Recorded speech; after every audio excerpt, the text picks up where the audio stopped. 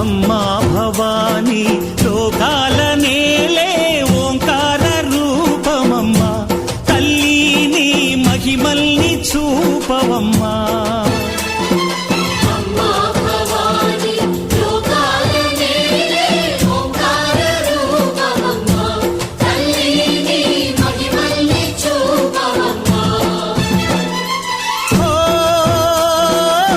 సృష్టికే దీపమా, శక్తికే మూలమా, సింహరథమే నీదమ్మా.